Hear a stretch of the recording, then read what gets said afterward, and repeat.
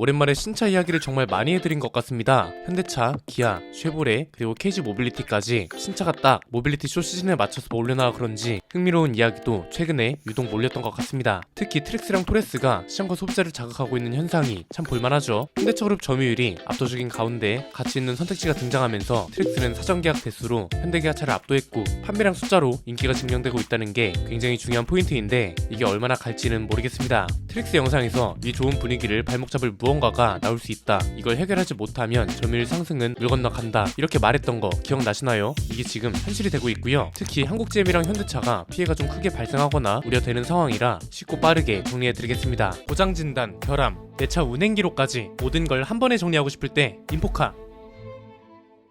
이 자료 굉장히 오랜만에 보여드리죠. 이게 뭐냐면 국가별로 자동차 업체의 노동 유연성을 정리한 자료인데 오늘 볼 건 이 부분입니다. 파업 시 대체 근로가 가능하냐 이겁니다. 이게 파업의 수위나 강도를 결정한다고 보면 되는데요. 그냥 단순한 겁니다. 예를 들어서 우리 팀이 파업을 해요. 그러면 우리 팀 대신 우리 팀의 업무를 대신해줄 수 있는 사람이 있다. 이 경우에는 파업을 해도 업무에 크게 지장이 안 생기는데 대신 근무해줄 사람이 없거나 대체 근로가 불가능하면 업무 자체가 스톱되는 거잖아요. 이게 또 재고 상황이 괜찮으면 피해가 덜한데 출고 대란이 여전한 차량들을 대상으로 아니면 신차 생산 라인에 파업이나 생산 차질이 생기면 회사랑 고객들 피해가 그만큼 커지는 거죠. 파업이라는 걸 꼭 나쁘게 봐야 하는 것만은 아닙니다. 노동자들이 회사와 뭔가 너무 소통이 안 될 때 쓰는 최후의 수단이라고 볼 수 있죠. 정당한 파업 행위는 노동자들의 근로 여건 개선이나 처우 보장 같은 걸 해줄 수 있는 마지막 안전 장치로도 볼 수 있기 때문에 상황에 따라 꼭 필요합니다. 대신 우리나라 노동자 등 흔히 말하는 강성 노조에 해당하지 않는 일반 근로자들이 노조와 파업에 대해 부정적인 인식을 가지고 있는 이유는 뭘까요? 정당하지 못한 행위, 예컨대 성과가 없는 성과급을 요구한다거나 파업을 하면 안 되는 시기에 파업을 하는 걸 많이 봐서 그렇겠죠.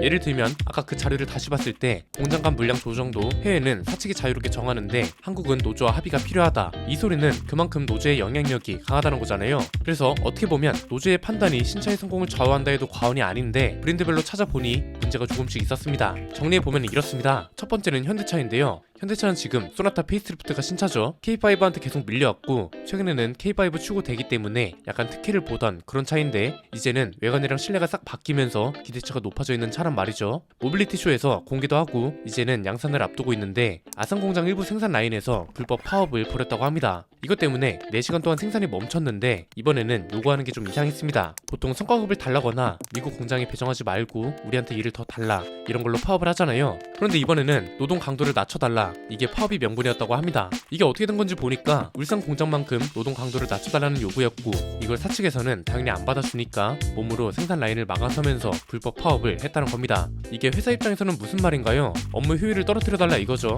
소나타가 생산되는 아산 공장의 최종 조립 공정인 의장 라인에서 양산 직전 단계인 신형 소나타를 투입하니까 라인을 정지시킨 그런 상황이었다고 하거든요. 그래서 일단 현대차는 노동조합법에 따른 정당한 쟁의 행위가 아니니까 안 돼 이러면서 불법 파업으로 규정했고 4시간 만에 파업을 중단했다고 합니다. 이게 이번에 갑자기 발생한 일은 아닙니다. 아산공장 노사가 지난달 초부터 신형 소나타의 맨아워 협상을 했다고 합니다.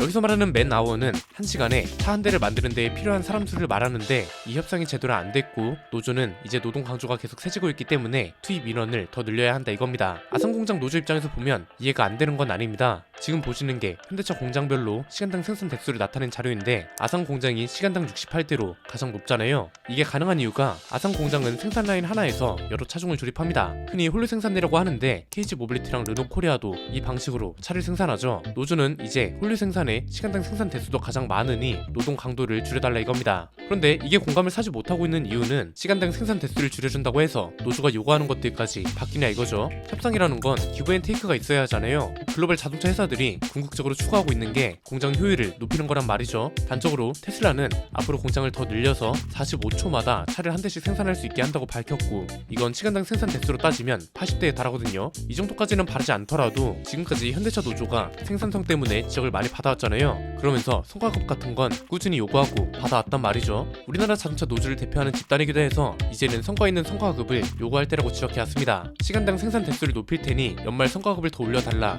대신 성과는 생산 효율과 시간당 생산 대수 같은 숫자 자료로 증명을 할 거고 회사는 이를 통해 더 많은 생산량과 매출, 영업이익을 끌어올릴 수 있도록 노조 차원에서 열심히 해보겠다 이런 식으로 나오는 게 맞잖아요. 그런데 가뜩이나 요즘 전기차 도입 때문에 필요 인력도 줄어들고 로봇 공정도 늘어나고 한마디로 사람을 줄여가면서 생산 효율을 높이고 있는 추세인데 공장 효율을 낮춰달라고 하니 이게 통하겠냐 이거죠. 노조가 이렇게 행동할 수 있는 근거는 뭔가요? 신차가 투입될 때 근로 조건 등에 협의해야 한다는 단체 협약이 있기 때문에 그렇죠. 이게 이달 20일부터 신형 소나타 사전 계약이 시작된다고 하는데 이 전에 해결이 될지 아니면 생산 차질까지 이어질지 우려가 되는 상황입니다. 두 번째는 한국제임인데 여기는 아직 어떤 사건 자체가 일어난 건 아니고 약간 전초전 단계라고 보시면 될 것 같습니다. 얼마 전에 트릭스 생산량 영상에서 했던 말 기억하시나요? 트릭스 생산량 중에 국내 배정 물량이 10% 정도라고 하는데 이건 연 28,000대 수준이라 배정 물량 자체는 문제가 안 될 거라고 했잖아요. 대신 이걸 생산하는 생산자들 사이에서 잡음이나 충돌이 생기면 이게 판매량에 고스란히 영향을 줄 거고 순서대로 따져보면 한국제임 노조가 바라고 있는 건 신형 전기차 배정인데 이걸 하고 싶으면 이번에 나온 트랙스랑 하반기에 나올 트레일 블레이저 페이스리프트로 증명을 해야 한다고 했습니다. 어떤 걸? 생산 효율이 좋아서 GM 본사 입장에서 이득이 되는 생산 기지라는 걸요. 그래야 GM 본사도 새로운 차를 배정해줄 명분이 생기고 이 명분이 생겼음에도 GM 본사가 한국의 신차 생산을 배정하지 않으면 이건 국가와 국민, 사회가 나서서 비판해 줄 거라고 했습니다. 예상대로 딱 지난달 말부터 신형 전기차 생산 배정을 다시 요구하고 나섰습니다. 원래 몇 년 전부터 전기차 배정을 요구했는데 생산 효율이랑 판매량이 나오질 않으니까 GM 본사도 한국 노조를 약간 적대시하고 신차 도입을 해달라는 명분도 없었단 말이죠. 그런데 이제 창원 공장에서 본격적인 변화가 시작됐잖아요. 트릭스가 사전계약 대수도 압도적이고 해서 생산 효율과 영업이익 흑자 전환을 기대해 볼 만한 상황인데 이제 막 기대가 시작된 상황에서 전기차 배정 요구도 시작됐다는 겁니다. 사실 이건 필요한 요구이긴 합니다. 왜냐면 GM 본사가 내연기관차 생산을 2035년에 중단하기로 했고 2025년까지 고용을 줄여서 고정으로 나가는 비용 2조 6,500억 정도를 절감하겠다는 계획을 냈거든요. 특히 한국제임은 부평 2공장이 60년 만에 폐쇄됐고 좀 더 거슬러 올라가면 군산 공장도 폐쇄됐잖아요. 이러니까 미래 일자리를 보장하기 위해선 전기차를 한국에서도 생산해야 한다 이거고 그러면서 시설 투자도 해달라 이건데 올해가 진짜 기회라고 말씀드린 이유가 여기에 있는 겁니다. 만약 올해같이 중요한 시기에 파업이나 분단업 이슈로 트랙스랑 트레일 블레이저 생산에 차질이 생긴다? 아마 GM 본사가 앞으로는 거들떠도 안 보는 생산 기지가 될 거라고 봅니다. 한국제임은 특히나 지금 필요한 게 생산성을 숫자로 증명하는 겁니다. 왜냐면 과거 군산 공장이 있을 때 생산 효율이 최악이었던 곳으로 낙인이 찍혀 있거든요. 이미 공장이 두 곳이나 폐쇄된 상황이기 때문에 더 중요한 거라고 볼 수 있고요. 어떻게 보면 마지막 기회이기도 하기 때문에 올해는 트랙스랑 트레일 블레이저를 가지고 성과라는 걸 만들어 보자 이겁니다. 이런 상황에 예전처럼 성과보다 요구가 우선시되면 전기차 배정은커녕 점유율 회복도 안 될 겁니다. 세 번째는 KG 모빌리티 생산 노조인데요. 여기는 다행히 분위기가 좀 다릅니다. 분위기가 다를 수밖에 없는 이유가 민노총이나 한노총처럼 사회 노조가 아니라 기업 노조이기 때문이라고 말씀드렸었죠. 그냥 순서의 차이가 있다고 보시면 됩니다. 민노총이나 한노총은 기업보다는 사회 개혁, 노동 개혁이 우선이고요. 기업 노조는 회사가 잘 돼야 우리가 산다. 이런 차이가 있다고 이해하면 쉽습니다. 그래서 우선시되는 게 노동 개혁이냐 회사를 살리느냐 이렇게 다른 거죠. KG 모빌리티 노조 입장에서 최근에 회사가 좀 어수선했잖아요. 인수전도 끝나고 회사 이름도 바뀌고 했는데 일단 KG 모빌리티 노조는 회사의 선택을 전적으로 이해한다는 입장입니다. 사명 변경에 대한 노사 합의는 없었지만 사측의 입장을 충분히 이해하고 노사가 원팀이 되겠다는 입장입니다. 그리고 KG 그룹에 대한 믿음도 일정 부분 있는 것 같습니다. KG가 상하이차나 마인드라처럼 외국인 투자 기업이었다면 모르겠는데 국내 그룹사이기 때문에 사명 변경도 충분히 이해하고 KG 모빌리티로 모든 걸 바꿔 나가겠다는 계획에도 노조는 동의한다 이런 상황입니다. 그래서 여기는 앞에서 봤던 노조들하고 다르게 오히려 회사의 적절한 투자가 점유율 상승에 성공과 실패를 가른다 이렇게 보시면 됩니다.